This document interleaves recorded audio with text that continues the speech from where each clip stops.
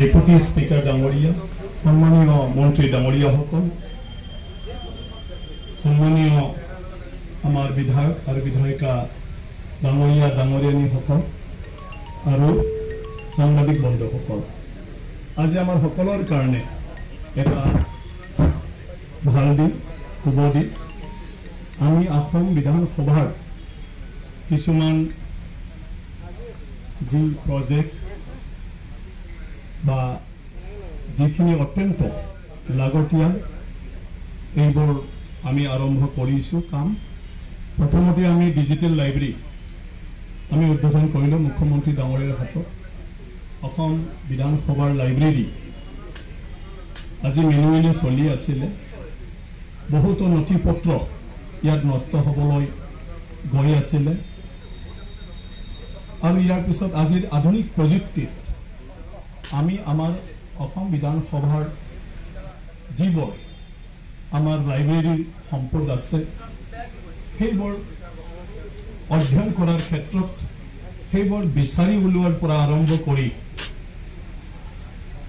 ভালদৰে ভাল পৰিৱেশত পঢ়া শুনাৰ আমাৰ সুযোগ নাছিলে। তো আজি আমি ডিজিটেলাইজ কৰিছোঁ, যিটো ডিজিটেলাইজৰ দ্বাৰা আমাৰ যিসকল তাত অধ্যয়ন কৰিবলৈ আহে সহজভাৱে তেওঁলোকৰ অধ্যয়নৰ ক্ষেত্ৰত প্ৰয়োজনীয় কিতাপবোৰ সহজভাৱে তাত গৈ বিচাৰিব পাৰে আৰু বহি ফালে তাত অধ্যয়ন কৰাৰ জেগা আমি আৰু বঢ়াই দিছোঁ আৰু লাহে লাহে আমাৰ যিমানবোৰ কিতাপ আছে সেইবিলাক আমি ডিজিটেলাইজ কৰাৰ পিছত আমি যাতে চিষ্টেমৰ দ্বাৰা পঢ়া শুনা কৰিব পাৰোঁ সেইটোৱে কৰি থকা হৈছে। অসম বিধানসভাত বহুতো নথি পত্ৰ নচপোৱাকৈ ৰখা হৈছে, বাইণ্ডিংছ নকৰাকৈ ৰখা হৈছে, কিছুমান জহি খহি নষ্ট হ'বলৈ গৈ আছে। তাৰ কাৰণে সেই উদ্যোগটো অসম বিধানসভাই এতিয়া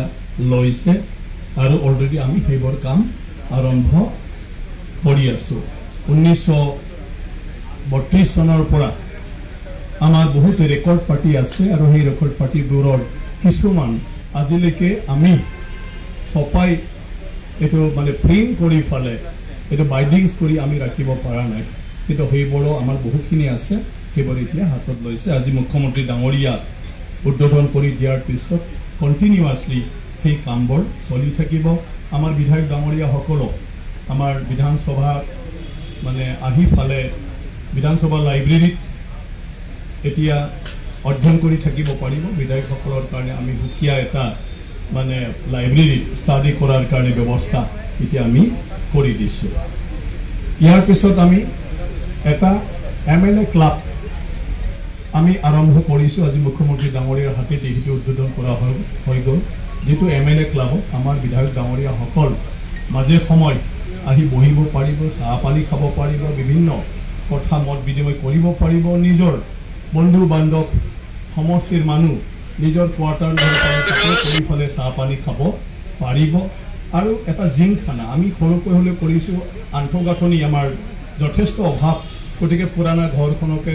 জবৰদস্ত আৰম্ভণি কৰিম বুলি সেইটো কৰা হৈছে, য'ত আমাৰ ট্ৰেডমিল আছে আৰু কিছু আমাৰ কি কয় এক্সাৰচাইজৰ তাত ইনষ্ট্ৰুমেণ্টবিলাক আছে। আমাৰ ইনষ্ট্ৰাক্টৰ থাকিব, গতিকে তাত সকলোৱে ফিজিকেল এক্সাৰচাইজো কৰিব পাৰিব আৰু তাত গা পা ধুবৰ কাৰণে চেঞ্জিং ৰুম, গা ধোৱা ৰুম সেইবোৰো আছে। গতিকে ইয়াত আমাৰ বিধায়কসকলে তাতে গোট খাই থাকিব পাৰিব আৰু সেই MLA ক্লাবত সাধাৰণ মানুহখিনিও সোমাই ফালে তেওঁলোকে চাহ পানী খাব পাৰিব। মাত্ৰ বিধায়ক ডাঙৰীয়াসকল আধাত মানে কি কয় ৰিলেক্সেশ্যন পাব, 50% মানে কি কয় আপোনাৰ ডিছকাউণ্ট পাব মানে বিধায়কসকলে। ইয়াত কাৰ্ড থাকিব,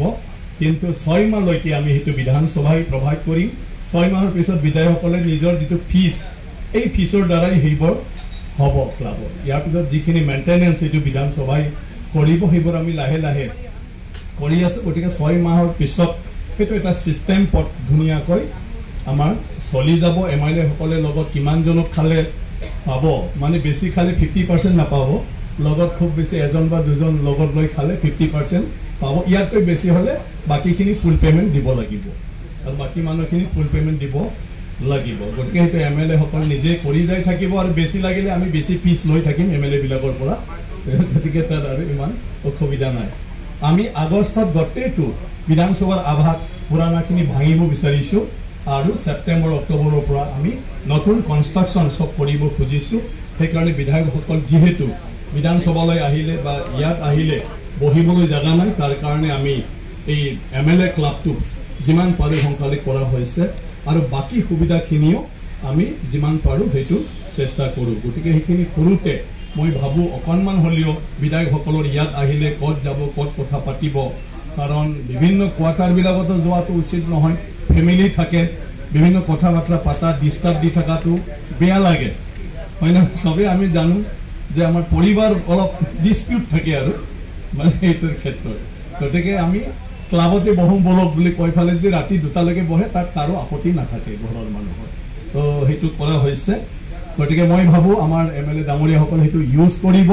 যিমানেই ইউজ কৰিব ইমানেই আমি বিধানসভাই প্ৰগ্ৰেছ কৰিব পাৰিম কিন্তু কোনেও যদি ব্যৱহাৰ নকৰে তেতিয়াহ'লে সেই আইডিয়াটো ড্ৰপ কৰা হ'ব ভৱিষ্যতত আৰু এমএলএ ক্লাব নালাগে বুলি ভবা হ'ব গতিকে ব্যৱহাৰৰ ওপৰত চব নিৰ্ভৰ হ'ব সেইখিনি আমি জনাই থলোঁ এতিয়া বিধায়ক আৱাস আমাক আৰু 52টা অভাৱ আছিলে ইয়াত বিধায়ক আৱাস আৰু সেই 52টাত আমি এইবাৰ 2টা টাৱাৰ কৰিম আৰু সেই 2টা টাৱাৰ 10 তালাকৈ হ'ব 2টা আৰু সেই 10 তালাত আমাৰ 40টা হ'ব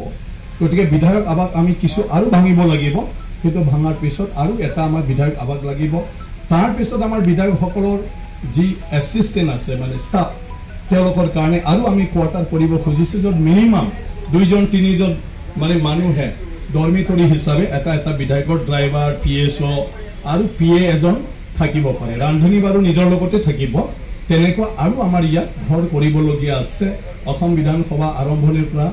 যেতিয়া চলিছিলে তেতিয়া আমাৰ গাড়ী নাছিলে এমএলএ সকলৰ আমাৰ পিএছঅৰ প্ৰয়োজন নাছিলে তেনেকুৱা ধৰণৰ সেই সময়ত এইবিলাক কনচেপ্ট নাছিলে কিন্তু এতিয়া বিধায়ক বুলি ক'লে তাৰ পিছত বহুগাল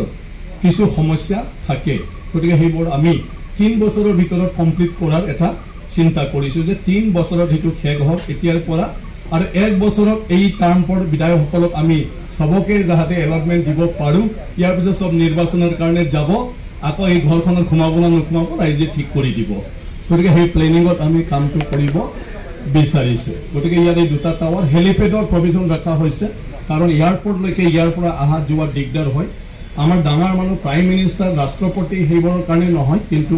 ষ্টেটৰ মুখ্যমন্ত্ৰী ডাঙৰীয়াৰ পৰা আৰম্ভ কৰি গভৰ্ণৰ ডাঙৰীয়া সবে সেই হেলিপেডখন ইউজ কৰিব পাৰিব গতিকে আমাৰ টাৱাৰত হেলিপেড থাকিব আৰু বিধানসভাৰ যিটো টাৱাৰ আছে তাতেও হেলিপেড থাকিব এতিয়া আমি হেলিপেড প্ৰভিজনটো সব ৰাখিছোঁ অলৰেডি এয়াৰফৰ্চৰ পৰা আমি কিবাটো বিচাৰিছোঁ তেওঁলোকে ৰিকুৱাৰমেণ্ট হিচাপে সব বস্তুটো আমাক কৰি দিব গতিকে তেনেকুৱা এটা ব্যৱস্থাত সেইটো হ'ব বাকী ভাঙাৰ পিছত আমি আগষ্টৰ পিছত ইয়াত এটা ডাঙৰ লন পাম যেটো আমি ডাঙৰ লন হিচাপে গাৰ্ডেন হিচাপে ডেভেলপ কৰিব য'ত আমাৰ কেণ্টিন চেণ্টিন থাকিব য'ত বিধায়কসকলৰ পৰিবাৰবিলাকো বাকী দিনবিলাকত ল'ৰা ছোৱালী ইয়াত খেলা ধূলা কৰিব পাৰিব আৰু যিসকল ইয়াত আপোনাৰ মানে বিধায়কসকলৰ ভিজিটৰসকলেও ইয়াত ইউজ কৰিব পাৰিব আৰু মে মাহৰ পিছত আমি বিধানসভা অপেন ফৰ অল কৰিব খুজিছোঁ মে মাহৰ পৰা যে যিকোনো মানুহ আহি পালে অসমৰ যিকোনো মানুহে ভিজিট কৰিব পাৰিব বা বাহিৰৰ পৰা মানুহেও ভিজিট কৰিব পাৰিব গতিকে সেই ব্যৱস্থাতে আমি কৰি মানে কিবা কৰিছোঁ কাৰণ কোনোবা মানুহ এমএলএৰ লগত কাম নাথাকে কিন্তু এটলিষ্ট বিধানসভা এই চৌহদটো চাবলৈ ইচ্ছা যায় বিধায়কনো কেনেকুৱা থাকে ক'ত থাকে চাবলৈ ইচ্ছা যায় বিধানসভা হলনো কেনেকুৱা চাবলৈ ইচ্ছা যায়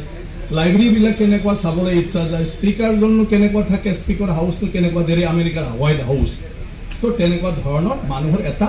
ইচ্ছা থাকে সাধাৰণ মানুহৰ যেটো আমি ইয়াত থাকি উপলব্ধি কৰিব নোৱাৰো হেতুৰ কাৰণে মে মাহৰ পৰা হেতু সকলৰ কাৰণে মুকলি কৰা হ'ব যে ইয়াত পাস লৈ পালে